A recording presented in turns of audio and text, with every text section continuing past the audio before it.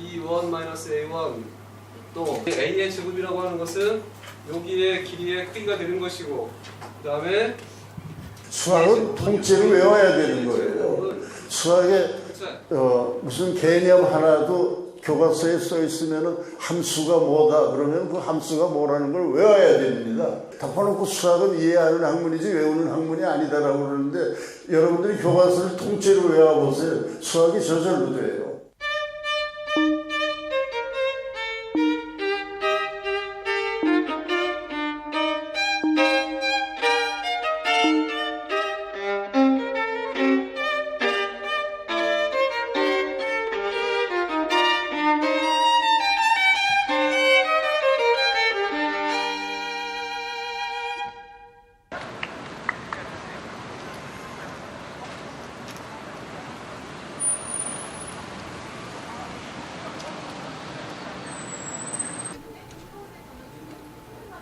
성명 박세희, 귀하를 대한수학회 70년사 편찬위원회 위원장으로 위촉합니다. 임기 2015년 3월 3일로부터 2016년 12월 31일 2015년 3월 3일 대한수학회장 이용훈.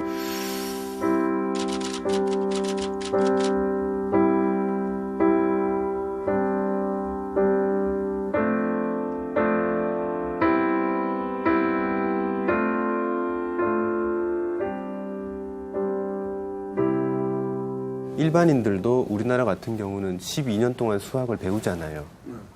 그게 교과 과정에 들어가 있는 이유는 뭐라고 생각하세요? 그게 그리스 시대부터 인간의 지성을 둬야 하는데 수학만큼 정확하고 정직한 학문이 없다. 그렇게 해서 그걸 가르치는 거거든요. 그런데 그게 반드시 일상에 쓰여지는 것도 아니고 또한 그런 공부를 해서 무엇에 쓰인다, 말하자면 생계에 도움이 된다, 그런 것보다는 지적인 훈련을 시키는 건데 지적인 훈련이 수학만큼 잘 되게 하는 그런 학문이 별로 없죠. 왜냐하면 웬만한 지식이라고 하는 거는 자꾸 바뀌고 그다음에 그 가치관이 달라질 때마다 그 내용이 달라지고 이렇게 되는데 수학이라고 하는 거 말하자면 몇백 년 동안 중고등학교에서 가르치는 거는 변함이 없다고 생각하면 돼요. 근데 그걸 왜 가르치냐? 그렇게 해가지고 여태까지 훌륭한 학자도 나오고 지식인도 나오고 뭐 산업인도 나오고 여러 가지 인류 살아가는데 원동력이 되는 일을 한 사람들이 다 그런 과정을 겪어서 교육을 시킨 거니까 그렇게 교육을 시킬 수밖에 없다라고 하는 그런 식으로 생각할 수밖에 없어요. 수학이 싫어서 아예 수학을 포기하는 학생들을 일컫는 말인데요. 사교육비나 참여율은 수학이 부동의 1위를 차지하고 있습니다. 최근엔 과열되다 못해 중학생에게 대학 수학을 가르치는 학원까지 생길 정도입니다. 많은 사람들이 수학이 어렵다고 이야기는 하는데 그게 원래 수학이 어려운 건지 아니면 가르치는 걸 조금 다르게 하면은 덜 어려워질 수도 있는 건가요? 그걸 갖다가 열심히 공부를 하고 열심히 따라가려고 노력만 하면은 수학만큼 쉬운 게 없어요. 물리학 하던 사람들, 공학을 하던 사람들이 수학을 해보니까 수학이 재미있고 쉽더라 해서 수학으로 넘어오는 수가 많은데요. 수학을 하던 사람이 저쪽으로 가면 굉장히 고생을 해요. 물리를 새로 배우고 엔지니어링을 새로 배우려면 말이죠. 그렇게 해서 우리 쪽으로 수학 쪽으로 오는 사람들이 많은 거를 보면 아, 수학이 아직도 저 사람들한테는 쉽구나 그런 생각을 더러더러 합니다.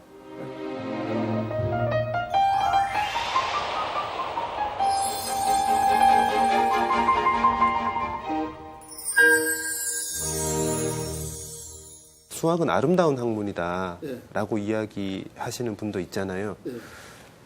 수학의 아름다움이라는 건 어떤 걸까요?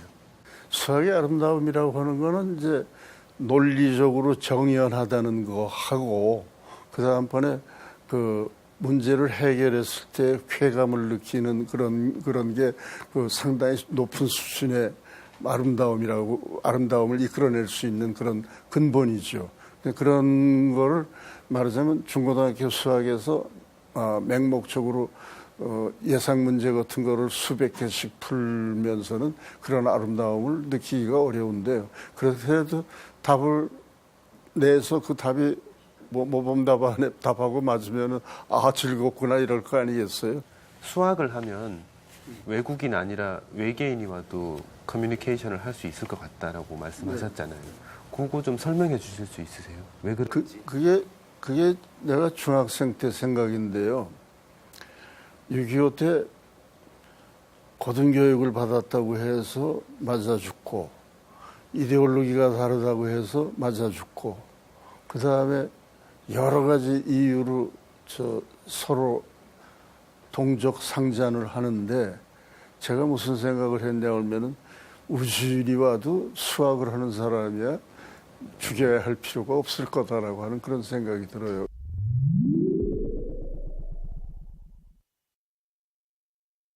물리나 화학 같으면은 지구의 중력장이 다르고 지구의 구성 물질이 달라서 우주인이 와서 조금 자기네들하고 다르구나 이렇게 생각이 들지도 모르지만, 또 수학의 경우는 초등적인 얘기서부터 한 중고등학교 정도의 얘기를 하면은 대체로 비슷한 수학을 하지 않을까 그런 생각을 해본 일이 있어요. 그래서 우주인이 와도 나는 맞아 죽지 않을 만큼의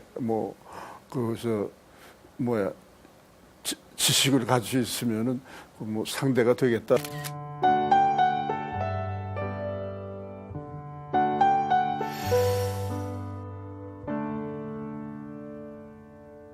고생을 참 많이 하셨어요. 10대 때. 그런데도 공부를 하는 인생을 살겠다라고 결심을 하신 이유는? 근데 6.25 때 고생을 하면서 참 괴로웠던 게, 공부를 못하는 거하고 책을 마음대로 못 읽는 거하고, 그맘때 학교들이 교육이 다 부실해서 중학교 3학년 때까지의 우등생 실력으로 고등학교 2학년쯤까지 가더라도 반에서 공부 잘하는 축에 끼일 정도로 6.25 때 학력들이 시원치 않았어요. 그러니까 고등학교 중간에 뛰어들어가서도 그걸 견딜 수가 있었고, 단 하나 강점이 뭐냐고 그럴 것 같으면 수학을 혼자서 공부를 고3 때쯤까지의 공부를 미리 다 해둔 거예요, 혼자서. 그게 자산이어서 그 다음에 이제 수학과를 갔고. 공부를 못하는 게 아쉽다라고 생각하는 사람은 많지는 않거든요.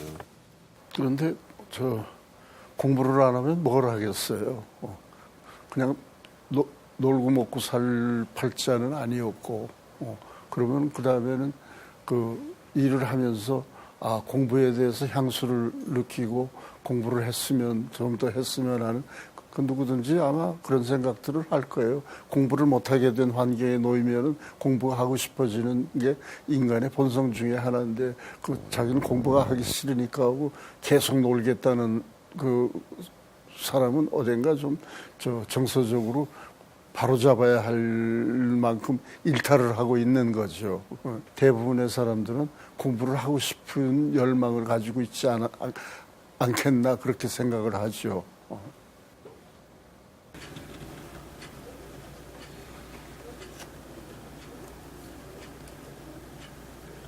내가 중학생 때 하늘을 보고 천문학에 관심을 가져야겠다라고 생각을 하고 천문학 노트를 만들었는데요. 농담을 할게요. 천문학 노트를 만들어서 첫 장에다가 쓸 게 없어요. 무엇부터 써야 할지 말이죠. 그래서 청천 하늘에 별도 많고 이내 가슴에 수심도 많다 하는 잡가 가사를 써놓고, 그 다음에 천문학 책을 집안에서 암만 찾아봐도 읽을 만한 천문학 책이 없고. 별도 많고 이내 가슴엔 수심도 많다.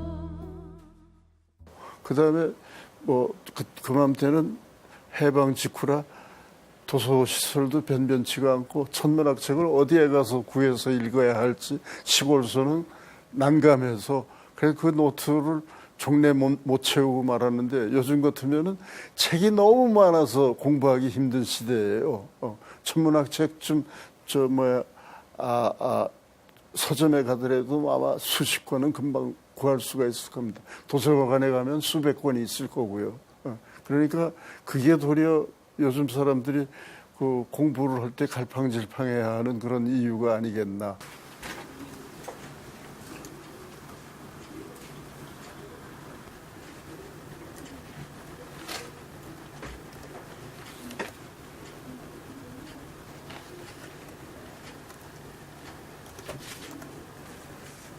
학교 일하고 대한수학회 일을 끝났는데 대한수학회 회장 일을 84년에 끝을 내고 나니까 만 50이 안 됐지. 48쯤밖에 안 됐지.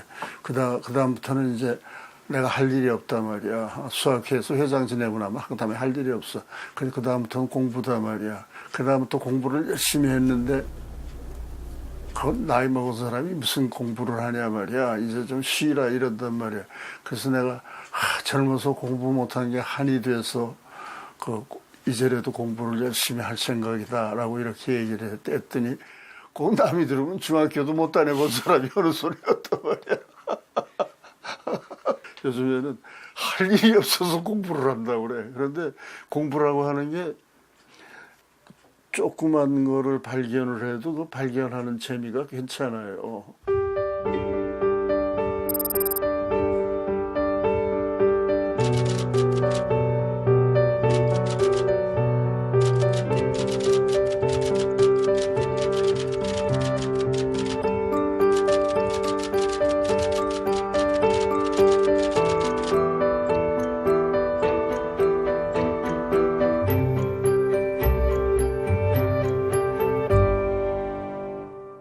근데 수학 전체로 보면은 그게 유치한 거고 별것도 아니고 그야말로 나이 먹은 사람이나 하지 젊은 사람은 하지도 않는 그런 일이라도 나부터라도 내가 몰랐던 거를 한참 생각을 해보고 이렇게 해보고 하니까 뭘 하나 알게 됐다 그러면 이거 내 지식이야. 내가 이론을 이렇게 만드는데 구멍이 숭숭숭숭 뚫어져 있는 데가 있어. 그걸 메꿔넣는 게 지금 꼭 집 짓는 사람 세멘트 나중에 바를 때 구멍 메꾸듯이 말이야. 그렇다고 그거 안 메꿨다고 누가 뭐라고 그러지도 않고 메꿨다고 훌륭하다고 안 그래도 스스로 내가 내 이론을 좀 똑바로 만들어야겠다 이렇게 생각을 하고 일을 하는 거지. 처음에 학문을 시작할 때는 스승의 권고로 시작을 했지만 나중에는 수렁에 빠졌구나 하는 생각이 들더라고. 솔직한 얘기가 벗어나고 싶은데 이제는 벗어날 수가 없단 말이야.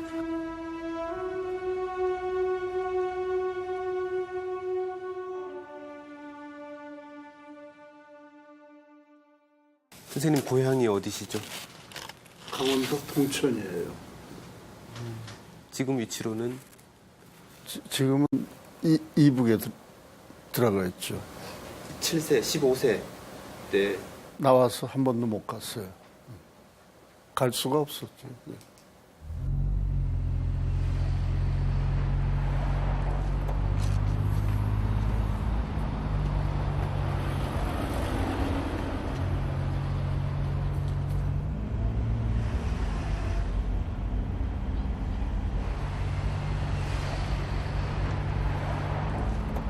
다음은 성조산 좌측 능선으로 10시 방향에 위치한 산 정상을 보시면 흰색 2층 현대식 건물이 보입니다. 이곳은 우리 군인들이 주야간으로 경계 근무를 서고 있는 한국군 관측소입니다. 일명 금강산 전망대라 부르기도 합니다. 과거에는 일반인들도 방문을 할 수 있었으나 지금은 일반인들이 들어갈 수 없는 통제 지역이 되겠습니다. 그 왼쪽 뒤편에 보이는 뾰족뾰족한 바위산이 금강산 12,000봉 중 가장 아름답다고 불리우는 외금강 쪽의 2,000여 봉이며 현재 여러분이 앉아 계신 이 자리에서 그럼 여기서 선생님 고향은 안 보이죠? 안 보이죠. 150리쯤 위니까. 정확히 고향이 지명이 어떻게? 강원도 동천군 동천면 서리 13번지. 근데 지금은 동천군 구읍리 무슨로 돼 있을 거예요.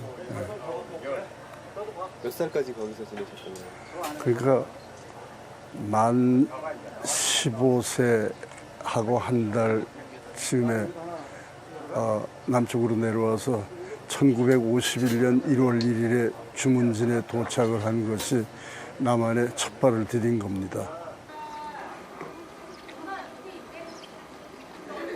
선생님 고향은 저기 동성군인 건가요? 그렇죠. 거기보다 조금 더 가지. 예. 그리고 뭐 별로 멀지도 않아요. 예. 그러니까 내 생각에 이 위치에서 60km 정도밖에 안 돼요.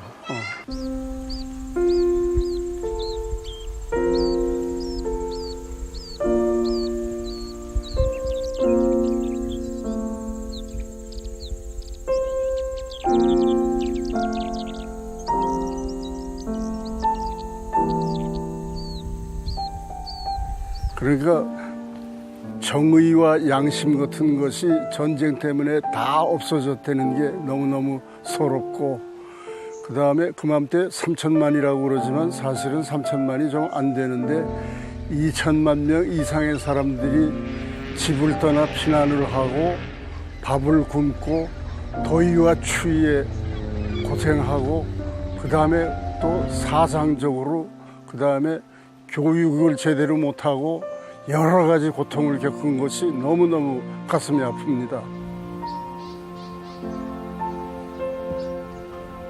처자들을 낳았을 때 첫 생각이 뭐냐고 그러면은 15살까지 얘를 어떻게 키우나, 15살 때까지는 키워놔야 6.25 같은 것을 만났을 때 얘가 나만큼 고생을 하면서라도 살아남을 수 있을 텐데 그보다 어리면은 참 힘들겠다는 그런 생각을 했습니다.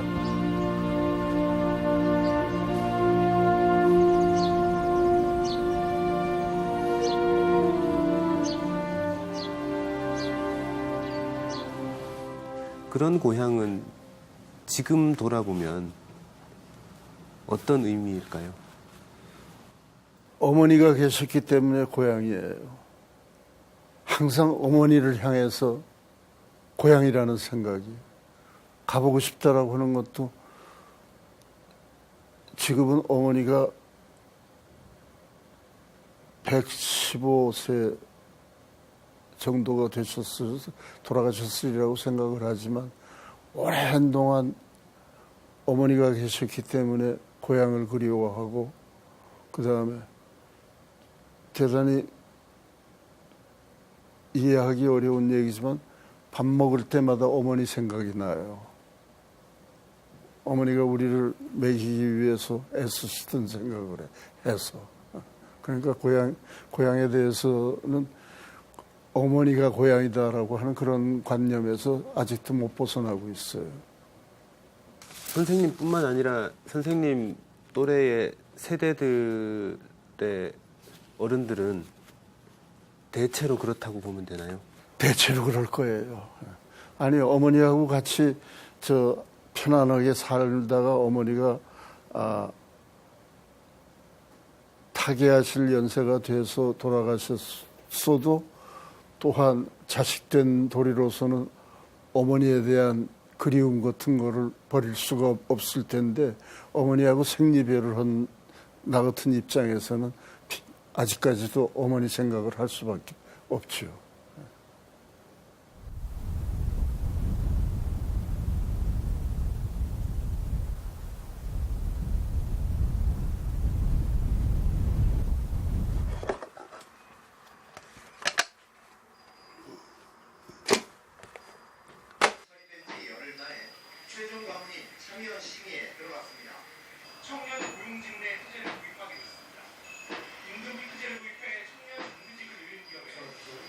지금 이 옛날 책들 보면 어떠세요? 젊은 날의 추억 같은 건데 미처 저런 책도 있었나 하는 그런 생각도 하는 때가 있고, 그 다음번에 저 책을 내가 다시 읽어보려고 놔뒀는데 그 뒤에 못 읽었구나 하는 이런 생각도 하게 되고, 그 다음에 돌아갈 수 없는 시절의 물건들이어서 어떤 때는 쳐다만 봐도 저런 때가 있었구나. 원래 수학을 잘하셨나요? 수학을 참 잘했어요. 예. 공부 안 해도 저 잘할 정도였으니까. 그래서 그다음에 6.25 때 학교를 제대로 못 다니면서 할 수 있는 게 수학밖에 없더라고요. 그래서 수학을 택하고 그다음에 문학이니 철학이니 하는 거는 2차적으로 생각을 해서 우선 수학을 하자.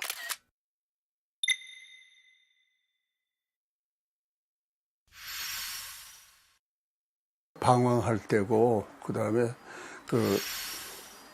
수학을 해서 뭘 하나 하는 그런 의욕도 들고 가령 수학자로서 성공을 할 수 있을까 이런 생각도 해야 되고 수학이라고 하는 게 깊이 들어가거나 높이 올라가면은 굉장히 어려운 걸 해야 되는데 그맘때 서울대학에서 배운 거 가지고는 외국 대학하고 견줄 수 없을 정도로 빈약한 그런 형편이어서 그다음에 우리 스승께서 부탁을 한 거는 그런 거를 네가 알아서 만들어 가라라고 하는 이런 말씀이었는데 그럴 자신도 없고 그래서 방황을 했지만 결과적으로는 조금 공헌을 한 것 같은 그런 생각이 들어서 이제는 다시 돌이킬 수 없고 다른 데로 갈 수가 없으니까 그걸 느낀 것이 한 40살 때쯤인데 수렁에 빠졌구나 하는 그런 생각을 했어요.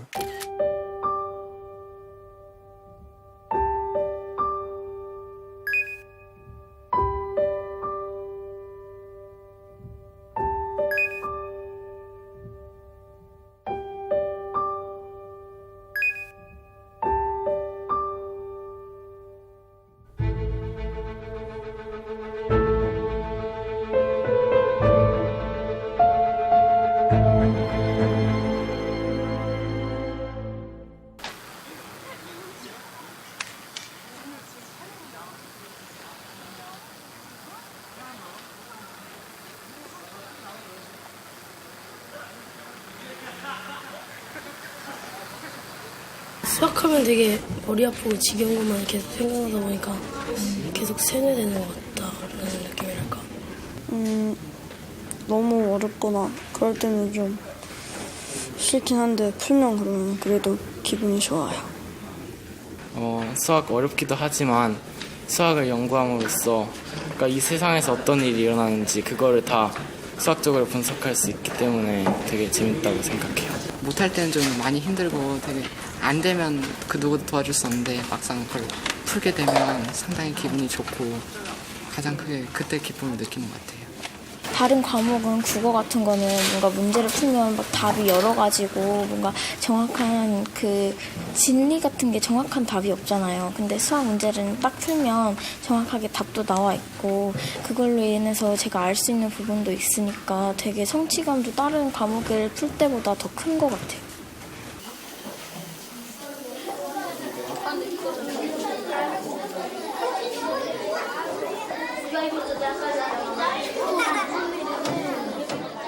자다가 문제를 많이 풀어요. 사실은 이상하게 말이죠. 근데 꿈속에서는 잘 해결을 했는데 수학이 지루하다고 느끼신 적이 있으신지 지루하죠. 가끔 지루하지 않을 리가 있어요. 그런데 그거를 해결하고 나면 과연 내가 긍지를 가질 만하구나 하는 이런 생각을 하게 돼요. 난관을 뚫고 나가야죠. 네. 인생에서 수학이 인생에서 내 수학이 뭐냐고 외수지 뭐. 수학이 없었더라면 내가 다른 학문을 해가지고 편안하게 살았을지도 모르는데 그런데 수학이 없었더라면 내 인생이 없는 게 돼버렸죠. 그러니까 그게 아마 20몇 살 때부터 근 30살 때쯤부터는 수학이 없었으면 내 인생은 아무것도 아니다라고 하는 거죠. 요전에 중학생한테 얘기를 하는 70가지 질문 있잖아요. 학술원에서는 뭐라고 그랬냐 그러면은 무슨 토크쇼 스타일로 했다라고 그러는데 난 토크쇼라고 하는 게 뭔지도 모르고 그건 대학생이 그런 질문을 했으면은 이 바보 같은 놈아 그따위 소리를 어떤 말이라고 하냐 말이야. 네가 생각해봐 이놈아 이러고 호통을 쳤을 만한 얘기를 하지만 중학생이니까 아주 정중하게 그리고 또 대접을 해야죠. 하나도 빼놓지 않고 다 얘기를 하니까 50분 예정을 했던 것이 2시간이 됐는데 그래도 내가 한마디도 반말을 안 하고 꼭 존대를 하고 정중하게 말을 해서 내가 속으로 내가 평소에 이렇게 좋은 사람이 아니었는데 그런 생각을 했어요. 화이팅 한번 할게요. 화이팅. 하나, 둘, 셋. 화이팅! 이렇게 하는 거야? 하나, 둘, 셋. 화이팅! 왜 파이팅을 하는지 몰라.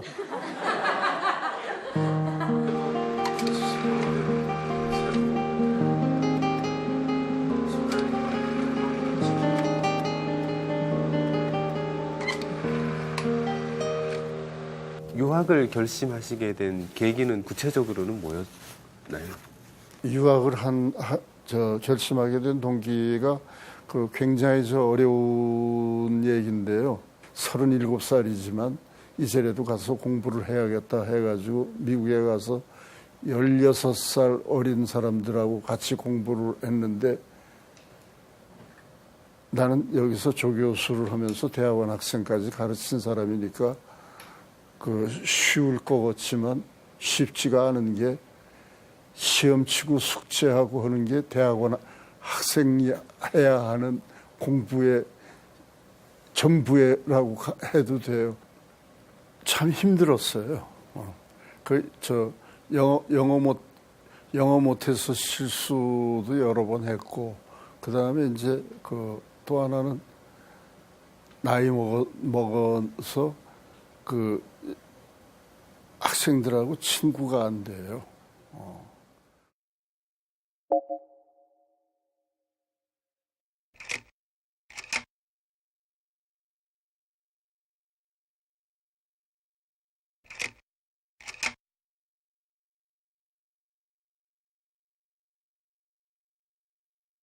90학점을 따야 되는데 석사를 한 거는 너무 오래돼서 7년이 경과된 학점은 인정을 안 하겠다라고 해가지고 서울대학원에서 석사를 한 20몇 학점을 인정을 못 받아서 그걸 다 새로 따야 돼요. 그래가지고 여름방학 때도 여름 학교를 6학점, 9학점씩 여름에도 말하자면 15학점이라는 게 5과목이라는 뜻이죠. 그걸 따면서 그다음에 또 늙은 처자를 데리고 봉양을 하면서 그렇게 했는데 지금 생각해 보면 그게 인생에서 제일 보람 있던 시절이 아닌가 그런 생각을 합니다. 미국 얘기가 나와서 말인데요. 전 세계 모든 곳을 다 가보겠다라는 마음을 먹으셨다고 그러셨어요. 네. 그건 왜 그러셨어요? 그러니까 뭐더러 지리를 배웁니까? 세계 지리를. 그 세계 지리를 배울 때마다 그런 데를 한번 가봐야겠다라고 하는 그런 생각을 했고, 그다음에 요즘에는 그런 책이 있는지 없는지 모르겠는데요. 외정 때부터 세계에서 제일 높은 빌딩은 엠파이어 스테이트 빌딩이다. 그다음에 파리 에펠탑은 몇 미터다. 무슨 그런 책이 있어요. 그런 걸 보면서 그걸 한 번씩 가봐야겠다라고 생각을 했는데, 그래도 그 꿈을 이루어서 파리에도 몇 번 갔고 엠파이어 스테이트 빌딩도 2번이나 올라갔고.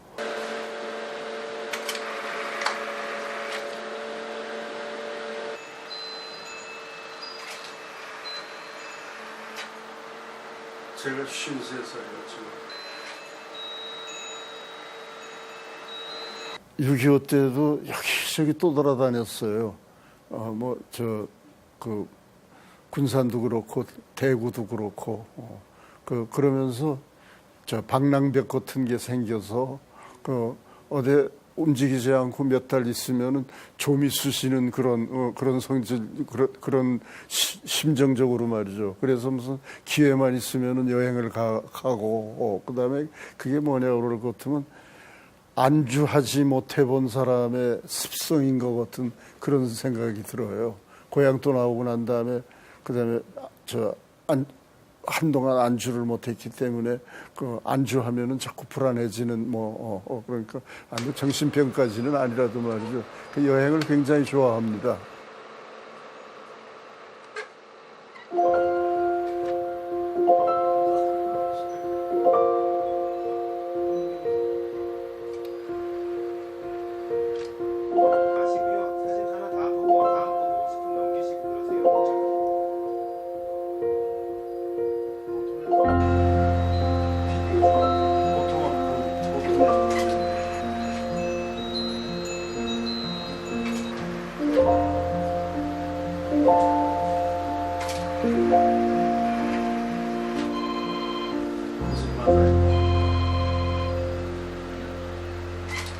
국제 수학계에서는 까까엠 이론으로 유명하십니다.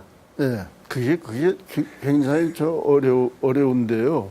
1929년에 세 사람의 폴란드 사람들이 한 정리를 발견을 해요. 그게 뭐냐고 그러면은 몇 개의 집합이 어떤 조건을 만족하면은 그 집합들의 공통 부분이 존재한다는 이런 건데요.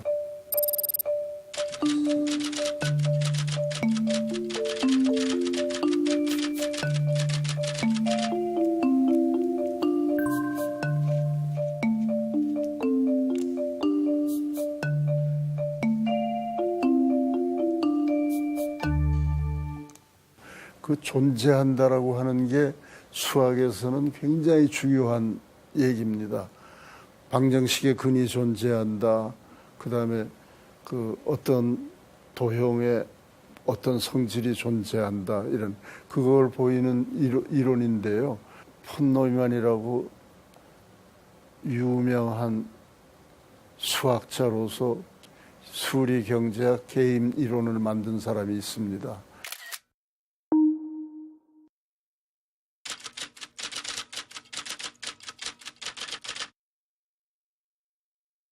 그 사람이 만든 그 경제학의 게임 이론의 기본적인 정리 같은 거를 까까엠 이론을 써서 증명을 하고, 수학자 가운데 노벨상을 받은 사람이 여럿이 있는데요. 그 중 안에서 잘 알겠지만 내시라고 하는 사람, 그 다음에 또 드브레라고 하는 사람, 그런 사람들의 정리를 이 까까엠 이론을 써서 증명을 할 수가 있어요.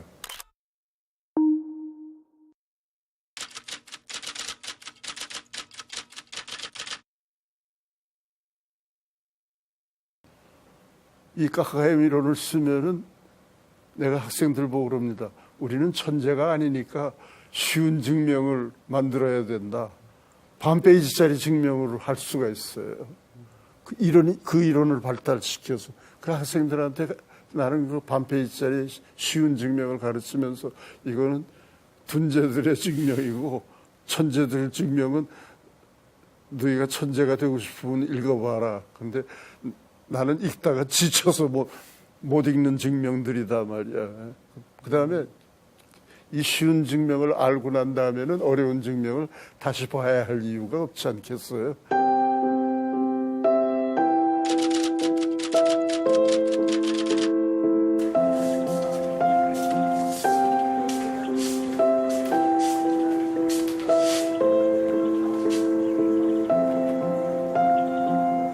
전 세계에 내 논문을 읽고 인용을 하는 사람이 300 몇십 명이에요. 그게 통계에 나오는데요. 그 사람들 이외에는 잘들 못해요. 그래서 내가 그 이론을 굉장히 일반적으로 추상적으로 쉽게 만들어 놔가지고 요즘도 아직도 그 이론 전체에 빈틈이 있는 거를 찾아가지고 또 다른 사람들이 잘못 증명을 했거나 어렵게 증명을 해놓은 걸 쉬운 증명으로 바꾸는 그런 작업을 하니까 아직도 내가 공부를 할 수 있는 거고, 별로 힘들지 않게 내가 요즘도 그 이론을 자꾸 고쳐나가고 있어요.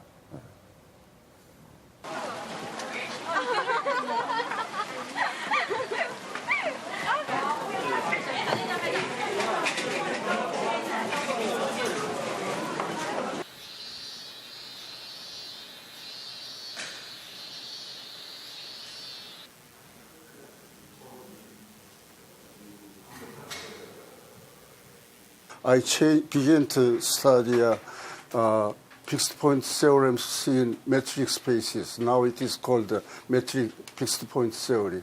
Later, I moved to analytical fixed point theory, which means mainly fixed point theorem appeared in analysis. So, and then I found that analytical fixed point theory is mainly depends on the Kakayama theory. So I named the Kakayama theory in 1992, and since then I extend many spaces in Kakayama theory, and I found many things in that theory. 1994年からこの、コンファレンスですね、ノンリニアアナリシス&コンベクスアナリシスというシンポジウムを京都でこの大学でやったんですけども、パク先生を招待して、毎年パク先生が日本に来て友情を学問の交流と友情を深めてくれました。He has a dream. Mathematician in Asia will become more active society.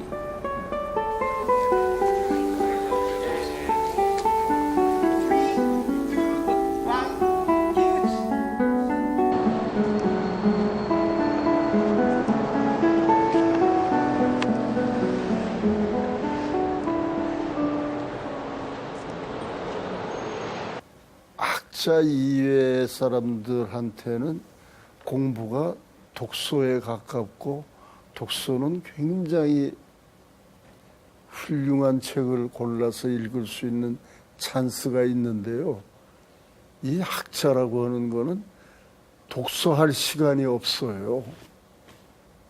말하자면 내가 영문학에 젊었을 적에 T.S. 엘리어트의 시도 읽고, 그 다음에 셰익스피어는 물론 여러 번 읽었고, 세계문학 전집 우리 문화사에서 나온 60권도 읽었고, 그 독서량이 많다라고 생각을 했는데, 학자가 되고 난 다음부터는 그런 상식을 넓히고 이러는 즐거운 독서는 못하고 연구를 위한 의무감의 독서밖에 못해요. 연구가 밀려 있어서 연구하는 생각이, 창조적인 삶이라고 하는 게 어떤 점에서는 불행할 수도 있어요. 독서를 엔조이할 수 있는 거를 버린 지가 굉장히 오래됐어요. 그게 학자라고 하는 게 어떤 점에서는 일반 독서인하고 현격하게 달라서 어떤 점에서는 불행해요.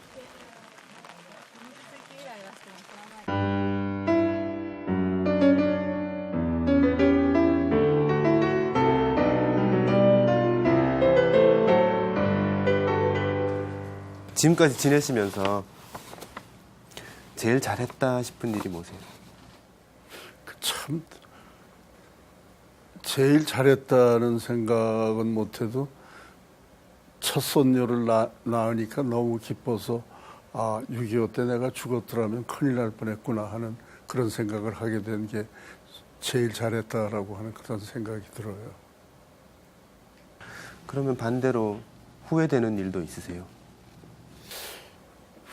후회되는 일이 왜 없겠어요. 그런데 살아오면서 후회해봤자 별 수 없다라고 하는 생각이 이 나이가 돼서는 체념하는 수밖에 없죠. 나이가 가르치는 거니까요. 근데 공부라고 하는 건 항상 모자라다는 생각이 들어요. 어떤 때는 뭔가 좋은 정리를 발견을 하고 좋은 체계를 세워서 참 괜찮다라고 생각을 하다가도 또 몇 년 후에는 그보다 더 잘할 수 있는 게 없을까 하고 항상 반성을 하고 생각하고 이래야 되니까 잘했다라고 하는 생각이 드는 것보다는 그저 또 그 다음 단계를 생각을 해야죠.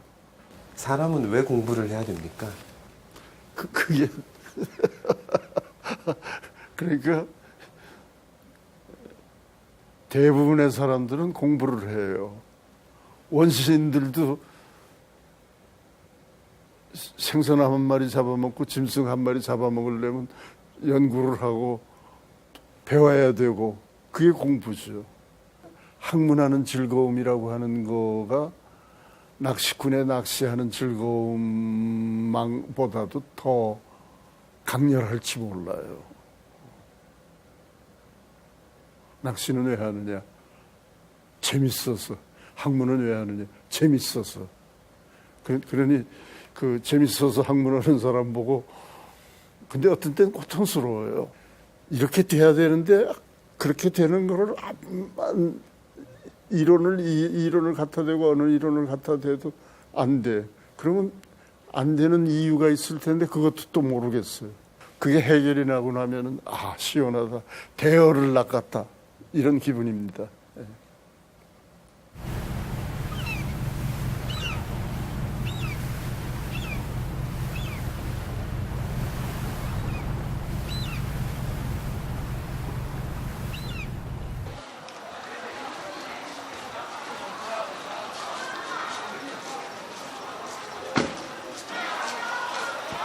건물 보니까 옛날 생각이 나세요?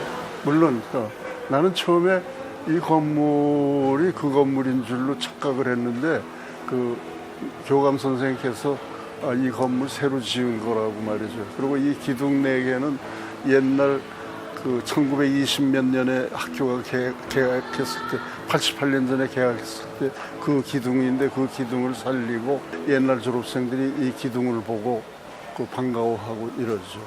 기둥은 별로 안 늙었는데 나는 그 60년 동안에 산전수전 겪어서 상당히 노쇠해지고 이렇게 됐습니다. 어떠세요? 그런 생각하시면? 그래도 그게 뭐 인생이라고 하는 것은 늙어가게 마련이고 늙으면서도 내 꿈을 갖다가 이룰 수 있었다는 그런 생각이 들어서 흐뭇하게 생각합니다. 몇 학년이야? 3학년이야? 네. 3학년이 왜 2층에 있냐? 3층에 있어야지. 그러게요. 저희가 바뀌었어요. 이번 년 들어오면. 강릉당했구나. 네. 우리가 고3 때는 3층에 있었어. 몇 년 전인지 알아? 산학생들 배려한다고 그 다리 아프다고 2층에 옮겼어요. 61년 전이야. 내가 고등학교 여기서 다닌 게. 그래, 교대로 나와. 교대로. 그래. 할아버지 선배 만나니까 반갑지? 네.